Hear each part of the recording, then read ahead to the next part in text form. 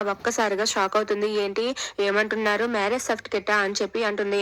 అవునమ్మా మీ ఇద్దరికి పెళ్ళయిందని ఇదే సాక్ష్యం అని చెప్పి ఆ మ్యారేజ్ సర్టిఫికేట్ ఇస్తాడు. అది చూసి అక్కడ ఉన్న మహా ఒక్కసారిగా షాక్ అయిపోతుంది. ఇక వెంటనే బయటికి వెళ్లి చక్రితో ఇలా అంటూ ఉంటుంది. ఏంటిది? దీన్ని ఏమంటారు? మ్యారేజ్ సర్టిఫికేటా? అసలు నా అనుమతి లేకుండానే పెళ్లి జరిగిపోయింది. నా ఇష్టం లేకుండా జరిగిన పెళ్లి నేను సంతకం ఎలా పెట్టానో నాకే అర్థం కావటం లేదు. అసలు ఈ మ్యారేజ్ సర్టిఫికేట్ వస్తుందని నీకు ముందే తెలుసు కదా! అందుకే నువ్వు ఇక్కడికి తీసుకుని వచ్చావు కదా! అసలు ఇదంతా ఏంటి? దీనంతటిని చూస్తూ ఉంటే దీనంతటికి కారణం నువ్వే అని నాకు అనిపిస్తుంది. చెప్పు, నిజం చెప్పు. దీని వెనక ఉన్నది నువ్వే కదా! నీకు అన్నీ ముందే తెలుసు కదా! ముందు నుంచే నీకు అన్నీ తెలిసి నువ్వు కావాలనే ఇదంతా చేస్తున్నావు కదా! నిజం చెప్పు అని చెప్పి మహా అయితే చక్రిని నిలదీసి అడుగుతుంది. దాంతో చక్రి అయితే ఏం సమాధానం చెప్పాలో తెలియక మౌనంగా ఉంటాడు.